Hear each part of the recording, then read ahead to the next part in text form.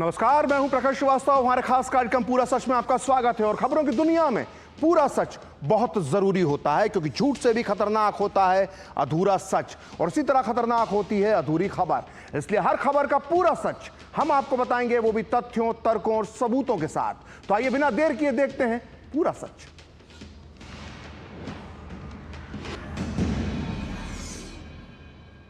तो ईरान और इजराइल के युद्ध में अब कभी भी किसी भी समय एक नया मोड़ आ सकता है। अगले 48 घंटे ईरान के लिए भारी हो सकते हैं, क्योंकि पूरी दुनिया में इस बात की चर्चा है कि अमेरिका अब इस युद्ध में एंट्री मार सकता है। और कहा जा रहा है कि अमेरिका की यह एंट्री ईरान की राजधानी तेहरान से 125 किलोमीटर दूर एक धमाके के साथ होगी। ये वो जगह है जहां ईरान ने बना रखा है अपना परमाणु बम का पाताल लोक, और इसी पाताल लोक को अब तबाह करना चाहता है इजराइल। लेकिन इसके लिए इजराइल को चाहिए अमेरिका का पाताल फोड़ बम। इसलिए आज हम आपको बताएंगे कि क्या है अमेरिका के सुपर विमान, सुपर बम और सुपर एंट्री का पूरा सच। साथ ही आपको बताएंगे कि आखिर इजराइल ने कैसे कर लिया ईरान का सरकारी टीवी हैक, और ईरान ने क्यों कहा कि व्हाट्सएप है मोसाद का एजेंट। तो देखते हैं पूरा सच पूरे विस्तार के साथ। तो इजराइल और ईरान के बीच चल रहे युद्ध के तेज होने के बाद अब पूरी दुनिया की नजर अमेरिका के अगले कदम पर है। हालांकि अभी यह तय नहीं है कि अमेरिका इसमें सीधा दखल देगा या नहीं। भले ही वॉशिंगटन ने इजराइल के हमलों में अपनी भूमिका से इनकार किया हो, लेकिन अब उसके तेवर बदलते हुए दिखाई दे रहे हैं। हाल के दिनों में अमेरिकी राष्ट्रपति ट्रंप ने भी जिस तरह के बयान दिए, वो ये बताने के लिए काफी हैं कि अमेरिका ने ईरान को लेकर अब ज्यादा सख्त रुख अपनाया है। ऐसे में ईरान और इजराइल के बीच तेज होती जंग के दौरान अब यह सबसे बड़ा सवाल बन गया है कि क्या अमेरिका इस टकराव में सीधे शामिल होने जा रहा है। समाचार एजेंसी रॉयटर्स ने वॉल स्ट्रीट जर्नल्स के हवाले से कहा है कि ट्रंप ने मंगलवार देर रात वरिष्ठ सहयोगियों से कहा कि उन्होंने ईरान के खिलाफ हमले की योजना को मंजूरी दे दी है, लेकिन फिलहाल ये देखने के लिए इस पर रोक लगा रखी है कि क्या ईरान अपने परमाणु कार्यक्रम को छोड़ने के लिए तैयार होता है या नहीं। वहीं एक्सियोस की एक रिपोर्ट में कहा गया है कि ट्रंप ने अपने सैन्य सलाहकारों से पूछा है कि 30,000 पाउंड वजन वाला बंकर बस्टर बम ईरान के फोर्डो परमाणु फैसिलिटी को तबाह कर सकता है या नहीं। लेकिन इजराइल ईरान संघर्ष में संभावित अमेरिकी सैन्य हस्तक्षेप को लेकर कल जब रिपोर्टर्स ने ट्रंप से सवाल पूछा, तो उन्होंने इसका कोई साफ साफ जवाब नहीं दिया। हालांकि उन्होंने जोर देकर कहा कि आने वाला सप्ताह बहुत महत्वपूर्ण होगा। ट्रंप ने यह भी कहा कि अमेरिका युद्ध विराम नहीं चाहता है, बल्कि पूर्ण और संपूर्ण जीत चाहता है, जिसका मतलब यह है कि ईरान के पास परमाणु हथियार नहीं होना चाहिए। आप भी सुनिए अमेरिकी राष्ट्रपति डोनाल्ड ट्रंप ने इस मामले पर क्या कुछ कहा। I have ideas as to what to do, but I haven't made a final. I like to make the final decision 1 second before it's due, because things change. I mean, especially with war, things change with war. It can go from one extreme to the other. For the Iran, the possibility of an Iran deal, is the destruction or the dismantling of the Fordow nuclear enrichment center, is that a prerequisite for a deal? Is that a red line for you? No, it's just something that people talk about having. We're the only ones that have the capability to do it, but that doesn't mean I'm going to do it at all. We have the best military equipment in the world. You see that with this fight. We have planes that are undetectable, flying around like, nobody's able to see them stealth. You guys want to be stealthy tonight. You can be stealth, you'll never lose, right? But these are incredible planes and weapons. We have the best weapons in the world, by far. Nobody close. And certain countries take advantage of that. Israel has incredible weaponry.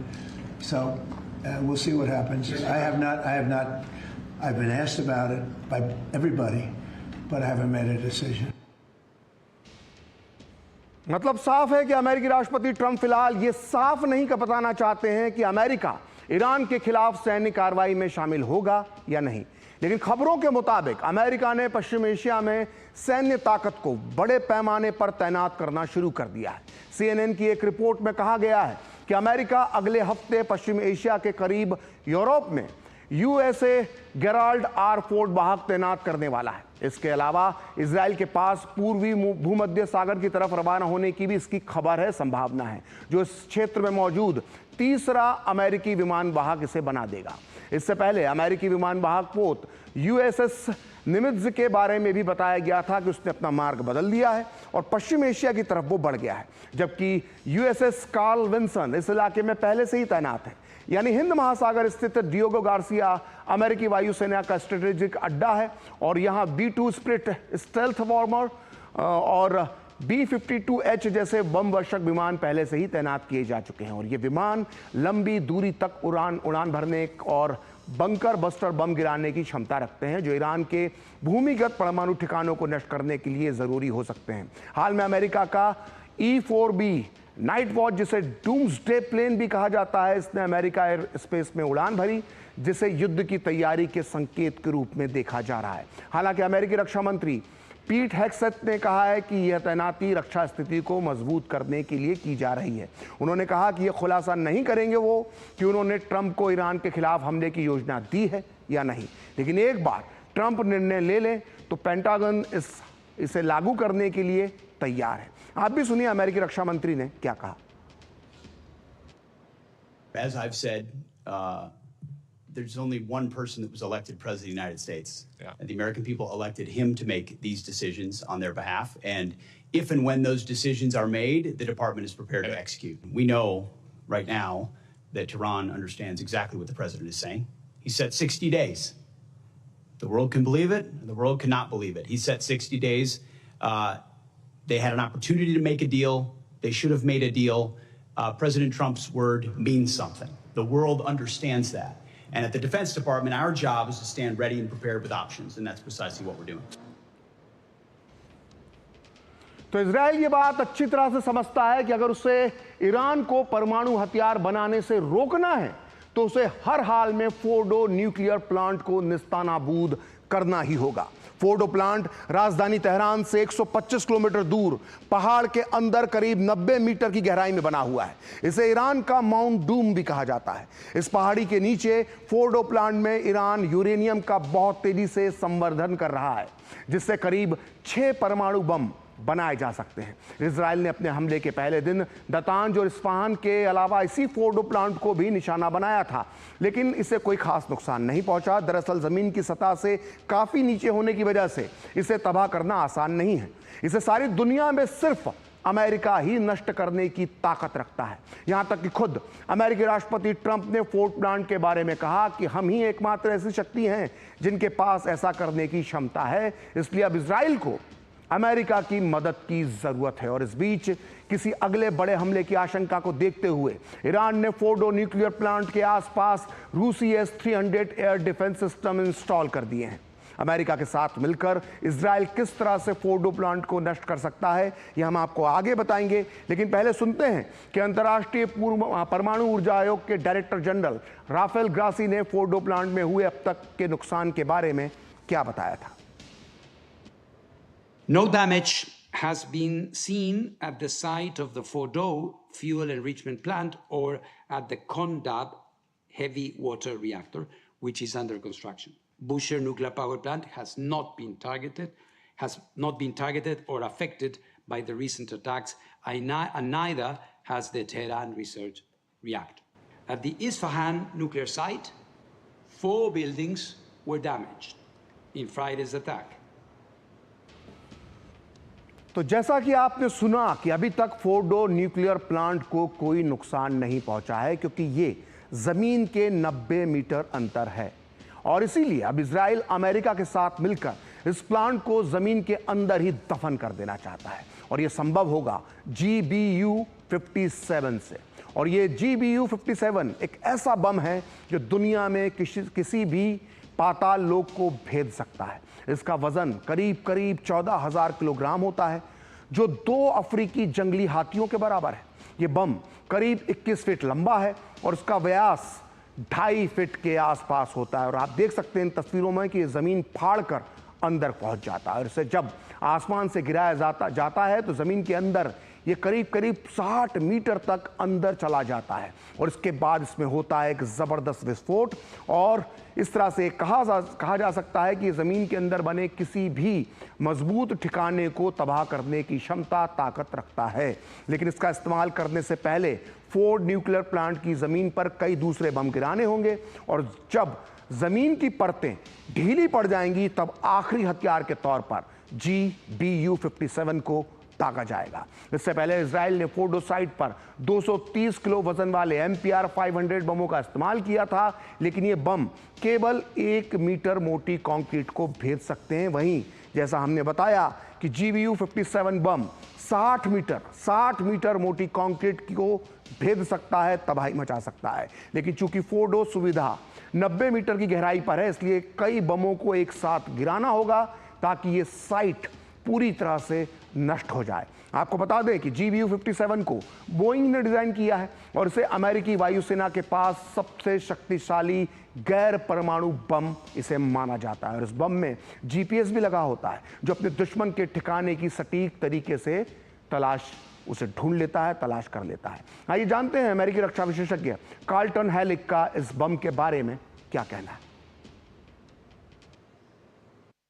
In the case of the massive ordnance penetrator, it is the only weapon in anyone's arsenal globally that's able to successfully target and potentially even eliminate facilities like Fordo.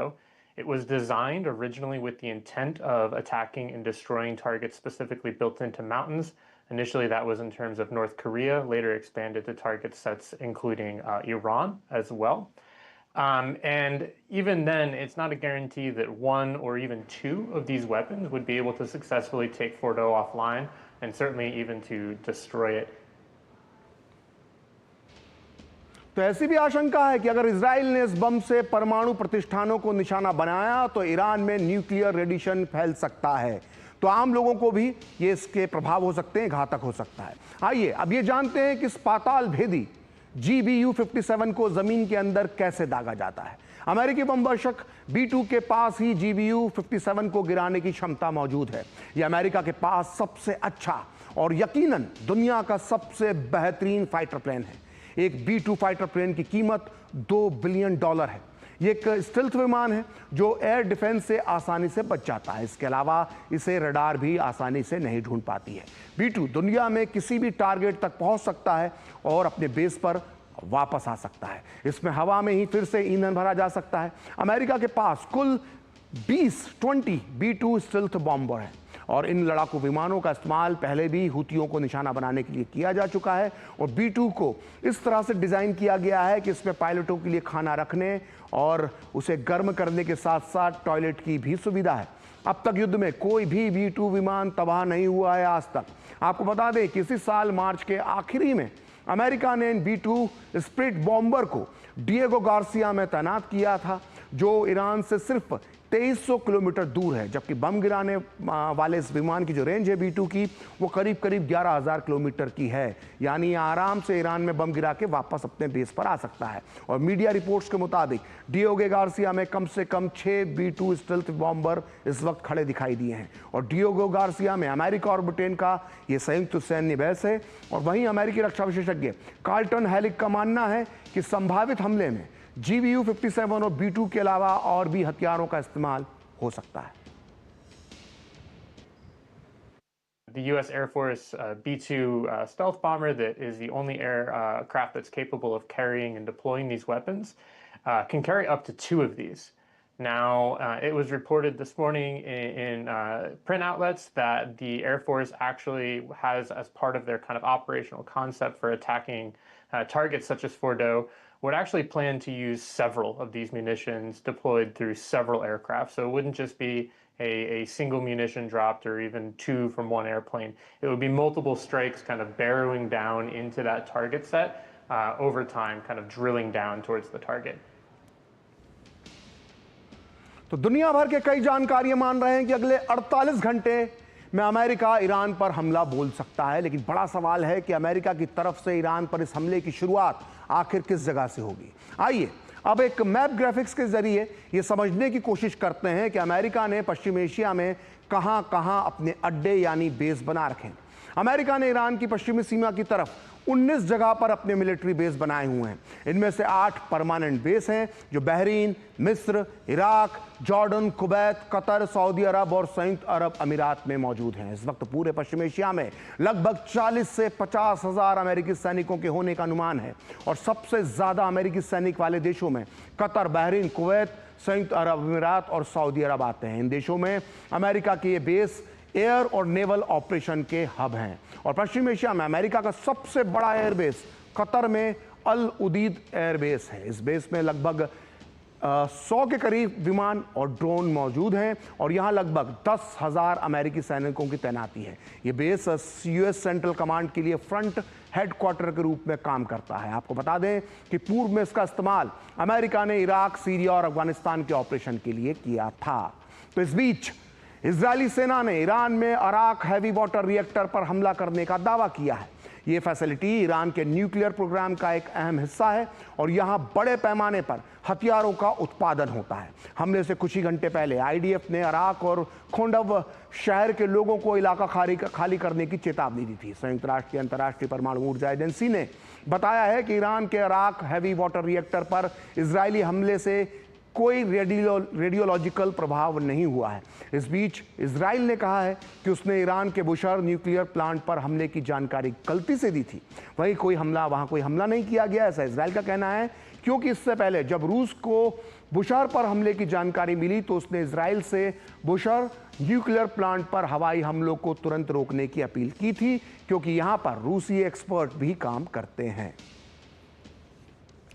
तो Iran ने भी Israel के 4 शहरों तेल अवीव, बिरशेवा, रमतगढ़ और होलोन में 30 से ज्यादा मिसाइलें डाली। इजराइल की राजधानी तेल अवीव के पास होलोन शहर में ईरानी मिसाइली हमले में एक इमारत तबाह हो गई और सेंट्रल इजराइल में स्थित स्टॉक एक्सचेंज बिल्डिंग पर भी हमला किया गया है।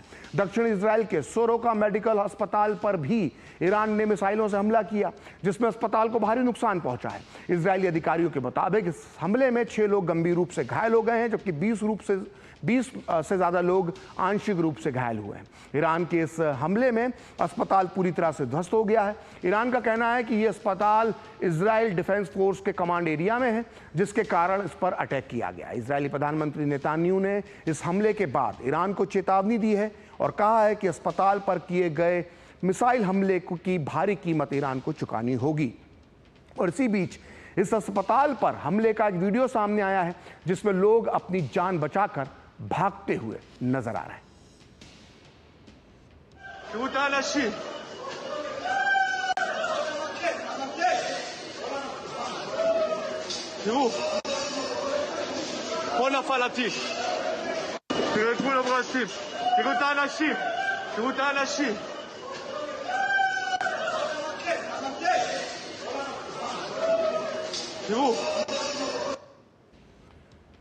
वहीं इजराइल के रक्षा मंत्री कैट्ज ने कहा है कि अस्पताल पर हमले के लिए सीधे तौर पर खामेनेई जिम्मेदार हैं, इसलिए अब हम सीधे उन्हें टारगेट करेंगे। ये युद्ध अपराध है जिसकी सजा खामेनेई को मिलेगी। उन्होंने खामेनेई को मॉडर्न हिटलर कहा है। आप भी सुनिए उन्होंने क्या कुछ कहा। שדיקטטור כמו חמינאי, שעומד בראש מדינה כמו איראן, וחרת על דגלו את השמדת מדינת ישראל, שחמינאי הוא היטלר המודרני. אדם עומד עשרות שנים בראש מעצמה. יש לו השפעה אידיאולוגית רבה. तो सुना आपने, इजरायली रक्षा मंत्री कह रहे हैं कि ईरान के सुप्रीम लीडर खामेनेई को जीने का हक नहीं है और यही वजह है कि इजराइल अब ईरान के सर्वोच्च नेता खामेनेई के ठिकानों पर भी हमला कर रहा है।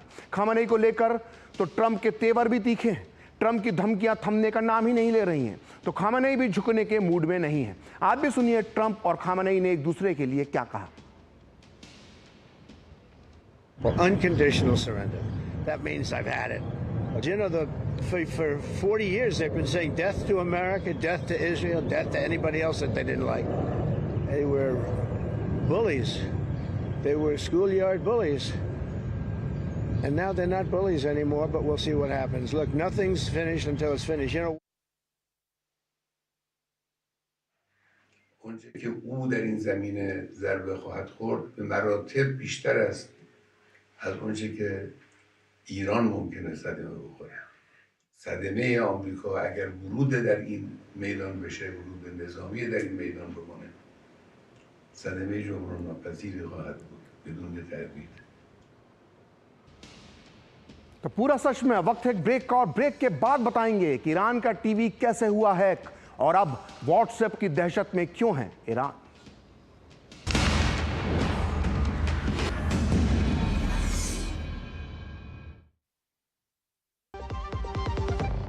सस्ते वाले दाल मसाले स्वाद हुआ बेकार, MDH की हल्दी मिर्ची धनिया करे कमाल, ये रंग दे ये खुशबू दे ये तीखा ये कम पड़े, क्या निराला MDH मसाला।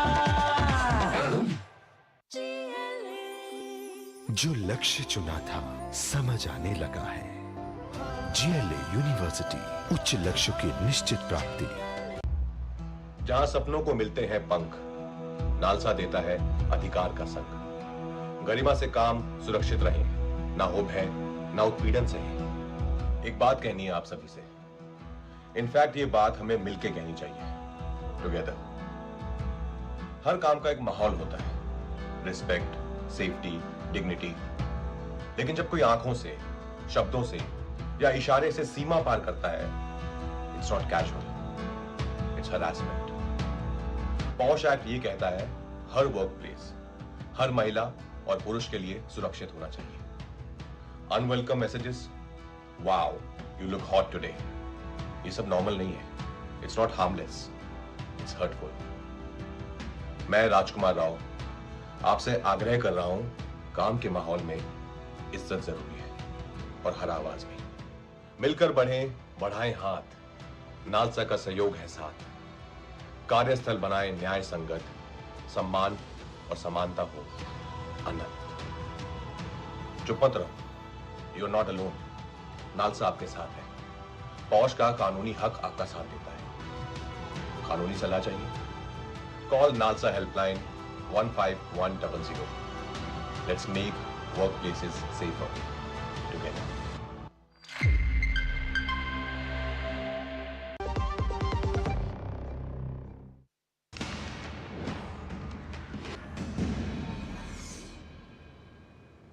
तो ब्रेक के बाद पूरा सच में आपका फिर से स्वागत है। और ईरान और इजराइल एक दूसरे पर मिसाइल दाग रहे हैं, लेकिन यह लड़ाई सिर्फ बारूदी बारिश तक ही सीमित नहीं है, बल्कि ये साइबर और मीडिया के मोर्चे पर भी लड़ी जा रही है।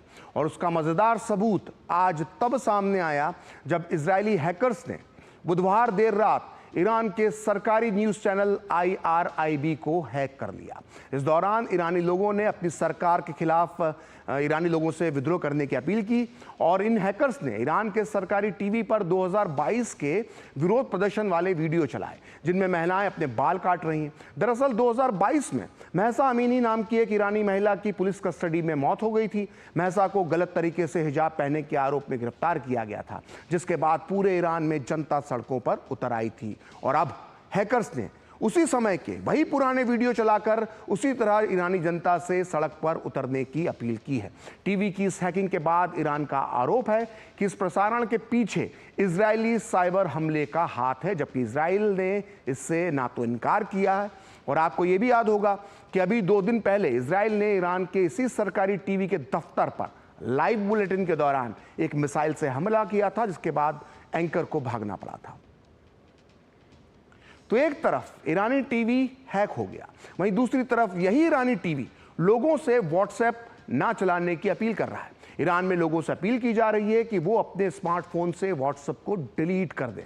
आरोप है कि इसके जरिए इजराइल जासूसी कर रहा है और ईरान के लोगों की जानकारी हासिल कर रहा है। आरोप है कि मैसेजिंग ऐप ने इजराइल को भेजने के लिए यूजर्स की जो पर्सनल जानकारी है ईरानी यूजर्स की, और कुछ उनका जुड़ा जो खास डाटा है, उसको इकट्ठा किया है। हालांकि व्हाट्सएप ने एक बयान में इन दावों को खारिज कर दिया और कहा कि WhatsApp end to end encryption का इस्तेमाल करता है, जिसका मतलब यह है कि सर्विस प्रोवाइडर यूजर्स के मैसेजेस नहीं पढ़ सकता। साथ ही व्हाट्सएप ने कहा कि वो ना तो लोकेशन को ट्रैक करता है और ना इसका कोई रिकॉर्ड रखता है। आपको बता दें कि साल 2022 में ईरान की सरकार ने व्हाट्सएप और गूगल प्ले पर प्रतिबंध लगा दिया था और एक रिपोर्ट के मुताबिक इंस्टाग्राम और टेलीग्राम के अलावा व्हाट्सएप ईरान के सबसे लोकप्रिय मैसेजिंग ऐप में से एक है और युद्ध के हालात में, युद्ध के समय में लोगों को इसकी बहुत ज़रूरत है।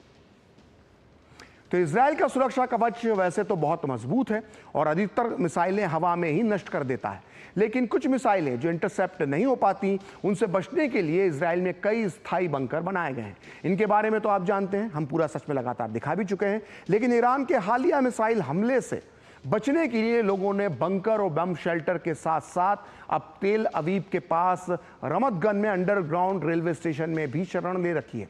ये जो तस्वीरें आप देख रहे हैं, ये तेल अवीव के ग्रेटर लाइट रेलवे के एक अंडरग्राउंड रेलवे स्टेशन की है, जहां लोग गद्दों पर लेटे हुए हैं। लोगों का कहना है कि वो घनी आबादी वाले इलाकों में रहते हैं, जिसे ईरान निशाना बना रहा है और इस शहर में बहुत पुरानी इमारतें हैं जिनमें रहना खतरे से खाली नहीं है। इसलिए वो लोग हमलों के दौरान इस अंडरग्राउंड स्टेशन में आ जाते हैं। उनका कहना है कि ये वह जगह है जहां वो सबसे ज़्यादा सुरक्षित महसूस करते हैं। और डंकल रेलवे के प्रवक्ता एवी फर्स्ट ने बताया कि करीब 1 दशक पहले बनाए गए कुछ स्टेशनों को इसी मकसद से पहले से ही डिज़ाइन किया गया था कि अगर कभी युद्ध के हालात बनते हैं तो ये लोगों की सुरक्षा के लिए भी काम आए। तो आज पूरा सच में इतना ही। कल फिर होगी आपसे मुलाकात अपने इस खास कार्यक्रम पूरा सच में किसी और मुद्दे की पड़ताल के साथ। तो मुझे और मेरी पूरी टीम को दीजिए अनुमति। नमस्कार।